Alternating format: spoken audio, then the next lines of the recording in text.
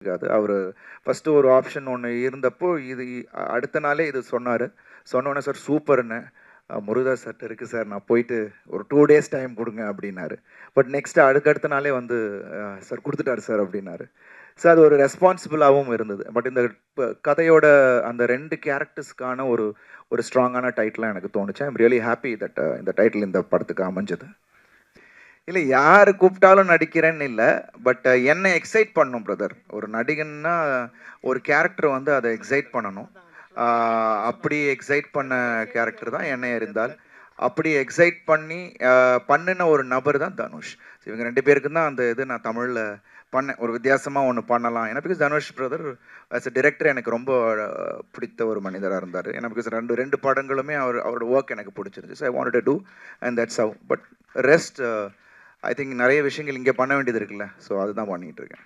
இல்லண்ணே 2 கதாபாத்திரமுமே வந்து அவர அமைச்ச விதம் பார்த்தீங்கன்னா, 2த்துக்கும் ஒரு யுனிக்னெஸ் இருந்தது. வேற வேற கேரக்டரைசேஷன். பட் எல்லாமே வந்து நம்ம பாசிட்டிவ் சைட மட்டும் தானே நம்ம காட்டியிருப்போம் சில கேரக்டர்ஸ்ல. இதோட கிரே ஷேட்ஸையும் காமிச்சிருப்பாரு. ஸோ அதுவும் இந்த படத்துல ஒரு எப்படி அத 2த்தையும் வேற வேற மாரி பண்ணலாம் அப்படின்றதும் எனக்கு ஒரு சவாலா இருந்தது. அண்ட் அதான் தடம் பொறுத்த வரைக்கும் ஒரு சட்டில் பெர்ஃபார்மன்ஸ்லேயே வேற வேற மாதிரி காமிச்சிருப்பார் மகேஷ் சார். பட் இவரோடது வந்து கொஞ்சம் பாடி லாங்குவேஜில் எல்லாத்துலேயுமே கொஞ்சம் வேற மாதிரி இருக்கும் டயலாக் டெலிவரியிலேருந்து. So that was nice actually. அவர் கொடுத்த இன்புட் தான் பண்ணியிருக்கோம். படம் பார்த்து நீங்கள் சொல்லுங்கள் சார். டேரக்ட் சார் வணக்கம்ப்பா. டேரக்டரா சொல்லுங்கள் சார். சார் இது வந்து ஏற்கனவே அண்ணன் வந்து என்னைய இருந்தால பயங்கரமாக விக்டராக நடித்து வந்துட்டார்.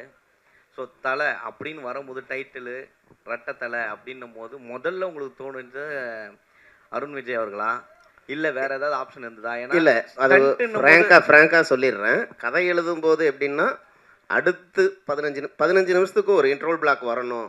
அந்த இது மைண்டில் வச்சு தான் கதை வந்து நான் லோகுன் என்னோட அசிஸ்டண்ட்டு பார்த்திபன் 3 பேரும் அதை ஒர்க்கு ஸ்டார்ட் பண்ணோம். இந்த கதை ரெடி ஆகிட்டு இருக்கும்போது யார் பண்ணலாங்கிற ஒரு டிஸ்கஷன் வரும்போது நான் அஜித் சார் நடித்த விக்டருங்கிற அந்த கேரக்டர் மைண்டில் வந்தது. பார்த்துட்டு சதீஷ்னு ஃப்ரெண்டு மூலிமா சாரை வந்து மீட் பண்ணி சார்கிட்ட நான் கதை சொல்லும்போது, சார் இது வந்து டபுள் ஆக்ஷன் கதை தான். ஆனால் ஒருத்தன் கெட்டவன், இன்னொருத்தன் அவனை விட பெரிய கெட்டவன். இப்படி 2 கேரக்டருக்கு 2 பேருமே எனக்கு 2 பேர் பண்ண மாதிரி வேணும். ஒரு கேரக்டர்லாம் ஒரு படத்தில் ஒரு எமோஷனில் ஒரு ஆல்மோஸ்ட் ஒரு ஒரு உடஞ்சி இருக்கிற ஒரு சூழலில் அழுகணும். ஆனால் சத்தம் வரக்கூடாது. ஆனால் ஒரு நல்ல சிங்கிள் ஷாட் வரும்போதும் அது பண்ணணும். இது மாதிரியானது இருக்குல்ல. இதெல்லாம் நாங்கள் வந்து உண்மையாக சொல்கிறோம், பொய்யா சொல்லலை. 5 நிமிஷத்துல தான், ஒரே டேக் தான். அப்படியே ஒரு ரிஹர்சல் பார்ப்போம், ஒரு டேக் தான் எடுத்தோம். பயங்கர அது வந்து எக்ஸ்பீரியன்ஸுக்குன்னு ஒரு மரியாதை சினிமாவில் இருக்குங்கிறத நான் தெரிஞ்சுக்கிட்டேன். ஒரு நல்ல டேலண்டான ஆக்டர்ஸ் கூட ஒர்க் பண்ணும்போது, அது அருண் விஜய் சார் மாதிரி ஆட்கள் கூட ஒர்க் பண்ணும்போது அது எனக்கு பெரிய யூஸ்ஃபுல்லாக இருந்தது. அப்புறம் என்னோடய டெக்னீஷியன் க்ரூ வந்து எனி டைம் எந்த சுச்சுவேஷனுக்கும் ரெடியாக இருப்பாங்க. என்னோடய ஏடிஸ் ஆகட்டும், மற்றபடி காஸ்டியூம் டிசைனர் ஆகட்டும், ஆர்ட் டைரக்டரு, கேமராமேன் எல்லாருமே. இதனால் நமக்கு அந்த 2 இதுக்குமான வேரியேஷன் கொடுக்க முடிஞ்சது. லைட்டிங்கில் கூட அது ஒன்று பண்ணியிருக்கோம். ஆக்சுவலாக சிராஸ்க்ரோன்னு ஒரு லைட்டிங் பேட்டர்ன் எடுத்து இந்த படம் ஃபுல்லாக ஷேடோவும் ஒரு கேரக்டராக வரும். அந்த ஷேடோ படத்தில் ஒரு இடத்துல வரும். அதுவும் சேர்ந்தது தான் இந்த படம். அதனால் இவ்வளோ தான் எனக்கு சொல்ல தெரியுது. வேறு என்னென்னு கரெக்டாக தெரியல. அருணண்ணா சொல்லுங்கம்மா. அண்ணே இப்போ வந்து எப்பவுமே வந்து தலைனா தமிழ்நாட்டில் அஜித் தான். ஆனால் வந்து தலை ரசிகர் தான் உங்களுக்கு வச்சு கொண்டாடினாங்க அந்த விக்டர் படத்தில். ஸோ இந்த ரெட்டத்தலை வந்து தலைன்னு வந்து ஒரு டைட்டில் வந்தவொடனே உங்களுக்கு என்ன தோணுச்சு? அஜித் சார்கிட்ட எதாவது பேசுனீங்களா? இல்லை அஜித் சார்கிட்ட பேசலை. பட் சுரேஷ் சந்திரா சார்கிட்ட சொல்லியிருந்தேன். ஆக்சுவலாக அவர் சொல்லும் போதே வந்து இட் வாஸ் அஜித் சாருக்கான ஒரு டைட்டிலாக வச்சுருந்தாரு அப்படின்னும் போதே எனக்கு ரொம்ப சந்தோஷமாக இருந்தது அந்த டைட்டில் கிடைச்சதுக்கு. பட் ஆனால் அந்த படத்துக்கான ஒரு ஒரு நேர்த்தியான ஒரு டைட்டிலாக எனக்கு தோணுச்சு. ஏன்னா இதை விட ஒரு ஸ்ட்ராங்கர் டைட்டில் கிடைச்சிருக்காது. அவர் ஃபஸ்ட்டு ஒரு ஆப்ஷன் ஒன்று இருந்தப்போ இது அடுத்த நாளே இது சொன்னார். சொன்னோன்னே, "சார் சூப்பர்ன்னு. முருகதாஸ் சார்ட்ட இருக்கு சார். நான் போயிட்டு ஒரு 2 டேஸ் டைம் கொடுங்க" அப்படின்னாரு. பட் நெக்ஸ்ட் அதுக்கடுத்த நாளே வந்து, "சார் குடுத்துட்டாரு சார்" அப்படின்னாரு. ஸோ அது ஒரு ரெஸ்பான்சிபிளாகவும் இருந்தது. பட் இந்த கதையோட அந்த 2 கேரக்டர்ஸ்க்கான ஒரு ஒரு ஸ்ட்ராங்கான டைட்டிலாக எனக்கு தோணுச்சு. ஐ அம் ரியலி ஹேப்பி தட் இந்த டைட்டில் இந்த படத்துக்கு அமைஞ்சது. சித்திக் தேங்க்யூ. மேம் ஹீரோயின் வணக்கம். மேம் வெந்து தணிந்தது காடு சிம்பு சாருக்கு அப்புறம் அதுவும் இதுதான் கேங்ஸ்டர் மூவி மாதிரி தான் ஃபுல்லாக. ஸோ இதுவும் ஸ்டன்னு. இதில் உங்களை டைரக்டர் ஏதாவது ஃபைட் பண்ணதுக்கு ஏதாவது வாய்ப்பு ஏதாவது கொடுத்துருக்காரா? அருண் விஜய் சார் இருக்கும்போது அவரே அடித்து உடைப்பார். ஸோ உங்களை தூக்கி ஏதாவது அந்த இடத்துல சுத்த வச்சாங்களா? சி சார் சொல்லிட்டாங்களா, அதான் ஃபைட்டுக்கா நான் தான் காரணம். So maybe there is a fight, maybe you have to go 25th cinema and அப்புறம் you'll get to no.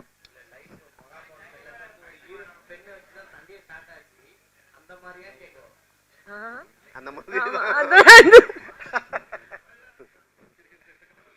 Sir director sir, good evening sir. Sir இங்கே சார் உங்கள் writer sir. Please sir. Sir 2 character இருக்குது. வித்தியாசத்துக்கு sir வந்து மெனக்கெட்டிருக்காரு. But அதையும் தாண்டி வந்து அந்த பல்லில் அந்த கம்பி வச்ச மாதிரி ஒரு கேரக்டர், அதை பார்க்கும்போது இந்த மைக்கேல் மதன காமராஜனில் சிவாஜி சார் கேட்பார் அந்த ஃபைட்டில், எஸ்டேட் ஃபைட்டில், சார் அந்த சொத்தப்பலனை அடிச்சிட்டிங்களா அப்படிமா ஒரு சிரிச்சிட்டு ஒரு ஈவல் மாதிரி சிரிச்சிட்டு அடிப்பார் திருப்பி அவரை. அந்த மாதிரி ஸ்டண்ட் கேரக்டர் வந்து அவர் சார் வந்து ஒரு அந்த சிரிக்கிற கேரக்டர் வந்து கொஞ்சம் வித்தியாசமாக இருக்கும். அந்த கேரக்டர் எப்படி சார் ஒரு சார் அது ஆக்சுவலாக இந்த கதை ஃபுல்லாகவே ஒரு யூனியன் பிரதேசில் நடக்கிறது தான். பாண்டிச்சேரியில் ஆரம்பிக்கிற கதை ஒரு கோவா, மாஹே இந்த மாதிரி தான் ட்ராவல் ஆகும். அதனால் நீங்கள் இது வந்து கூட ஃபாரின் சாங்குன்னு நினச்சிருப்பீங்க. ஆக்சுவலாக ஃபாரின் போய் எடுக்கணும்னு கிடையாது. எனக்கு அந்த ஆர்கிடெக்சர் இருக்குல்ல, அது இங்கே இந்தியாவில் எனக்கு மேட்ச் ஆகலை. ஒரு பாண்டிச்சேரியில் ஒரு ஃப்ரீயாக வச்சு ரோட்ஸ் காலியாக 2 பேர் சந்தோஷமாக அப்படியே ஒரு பேர்ட்ஸ் பறக்கிற மாதிரி இருக்கணுங்கிறதுக்கு அது மலாக்கான்னு ஒரு இடத்துல அமைஞ்சது. அதுக்காக போனது, கதைக்காக தான் அந்த சாங் கூட அங்கே போனது. அந்த ஃப்ளோவில் அப்படியே இருக்கணும், அந்த ஆர்கிடெக்சர் கூட மாறக்கூடாது அப்படிங்கிறதுக்காக தான் போனது. இந்த ஒரு டால் பில்டிங்ஸு எல்லாமே பார்த்தீங்கன்னா அங்கங்கே ஒரு ப்ரோக்கன் இருக்கும், ஒரு ஷேடோஸ் இருக்கும். இது ஒரு டோனாக வந்து ஒரு பிளான் பண்ணி தான் அது பண்ணது, எல்லாருமே சேர்ந்து க்ரூ எல்லாருமே. இப்போ நீங்கள் கேட்குற அந்த இது வந்து என்னென்னா, எனக்கு நிறைய சீன்ஸில் இவர் கெட்டவன் காட்டுற மாதிரி இருக்காது. வரும்போது இப்போ அந்த பல்லு கிளிப்பு போடுதுன்னா அவனுக்கு ஏதாவது ஆக்சிடெண்ட் ஆகிருக்கணும், இல்லை ஏதாவது ஒரு பெரிய கார் ஆக்சிடெண்ட் இருக்கணும், ஃபாஸ்ட்டாக ஒரு ஒரு வேகமாக போகும்போது ஏதாவது நடந்திருக்கு, இல்லை யாராவது அடித்து அன்கான்ஷியஸில் ஏதாவது பண்ணியிருக்கணும். இது வந்து எனக்கு ஒன்று தேவைப்படுது அவர் பார்க்கும்போதே. பட் அதுக்கு அடுத்தது கதைன்னு ஒன்று இருக்குது, அந்த கதை ஒரு எமோஷன் கொடுக்கும். 2வது இந்த கேரக்டர் ஒரு கோவா சைடில் நன்றி ஓகே நன்றி அந்த ஸ்மைல் அதுக்கெல்லாம் கொஞ்சம் நல்லா இருந்தது ஒரு லுக்குக்கு. நன்றி. Okay, 2 questions. இங்க ரைட் ஹியர். Congratulations, உங்கள் trailer looks very impressive. As always, it's very promising. We are looking forward to the film. First question is to the heroine, Siddhi Nani. Our Arun Vijay, when he was talking, he was saying that, you need to be bold to kind of, take up this character. So we're kind of wondering what made him say that. So if you can throw a little more light about your character and, what was especially challenging about it, because, he would have chosen his words very wisely, so we're kind of counting on it.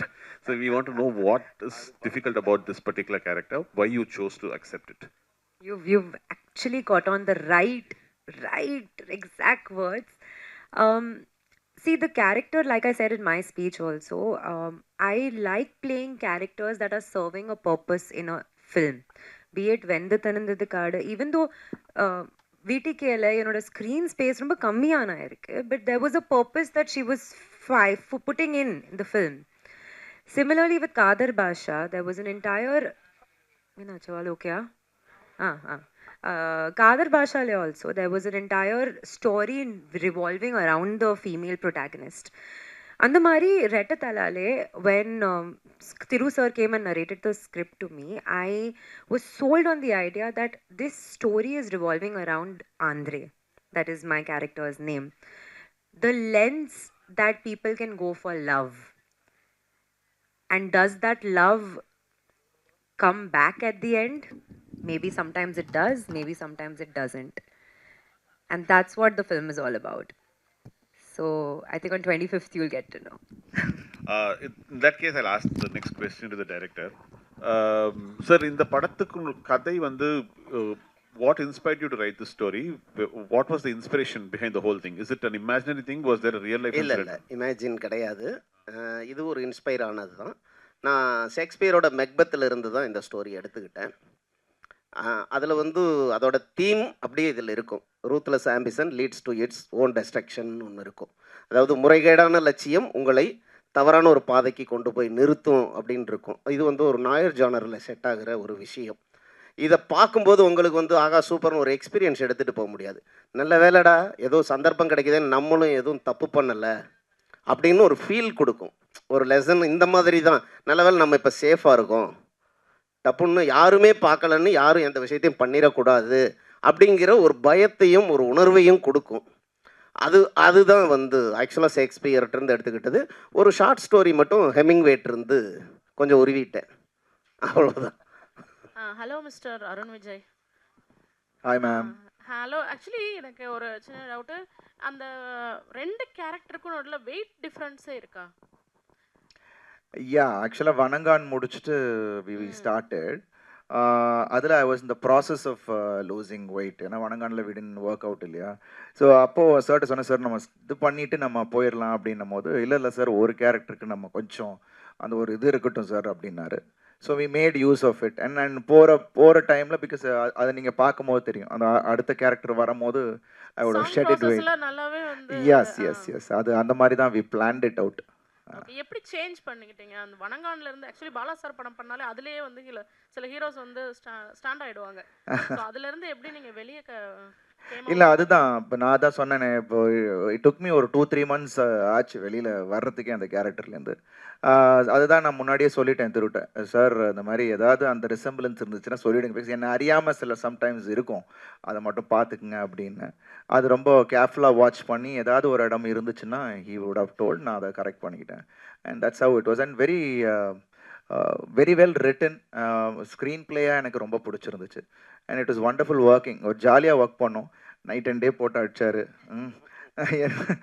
ஆனால் but it is good fun. And thanks to என்னோட லுக்கு எல்லாத்துமே costume designer இங்கே இருக்காங்க, அவங்க தான் set பண்ணாங்க.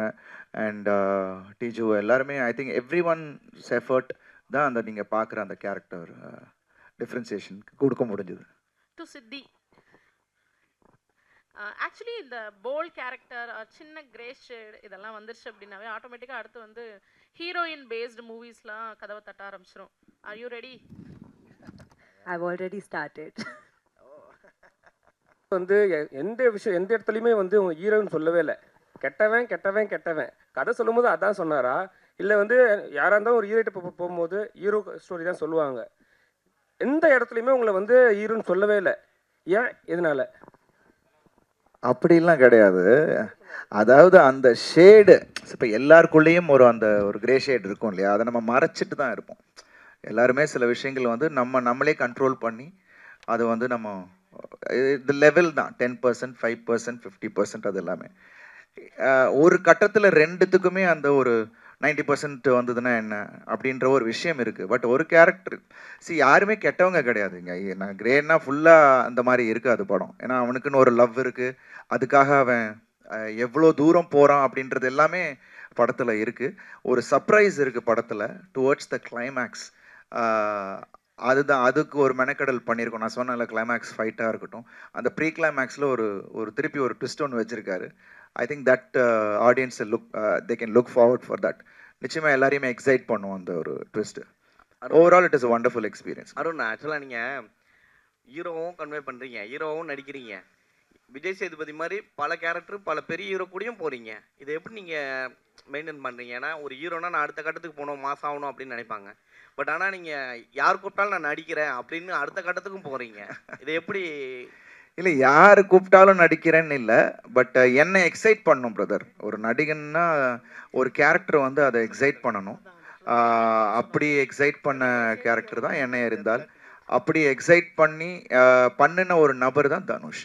இவங்க 2 பேருக்கு தான் அந்த இது நான் தமிழில் பண்ணேன். ஒரு வித்தியாசமாக ஒன்று பண்ணலாம். ஏன்னா because Dhanush brother as a director எனக்கு ரொம்ப பிடித்த ஒரு மனிதராக இருந்தார். ஏன்னா பிகாஸ் ரெண்டு படங்களுமே அவரோட ஒர்க் எனக்கு பிடிச்சிருந்துச்சு. So I wanted to do and that's how. But rest I think நிறைய விஷயங்கள் இங்கே பண்ண வேண்டியது இருக்குல்ல, ஸோ அதுதான் பண்ணிகிட்டு இருக்கேன். Thank you so much ma'am.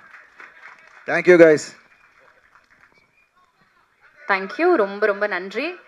ரொம்ப நன்றி to the cast and crew and of course பத்திரிகையாளர்கள், ஊடக நண்பர்களுக்கு எங்கள் மனமார்ந்த நன்றிகள். பிடிஜி யூனிவர்சல் பாபி பாலச்சந்திரன் சாரோட ப்ரொடக்ஷனில், கிறிஸ் திருக்குமரன் அவர்களோட இயக்கத்தில், நடிகர் அருண் விஜய், சித்தி இத்னானி மற்றும் பலரோட நடிப்பில் ரெட்டத்தலை 25th of December 2025 ஒரு பெரிய ஃபெஸ்டிவ் ரிலீஸ்.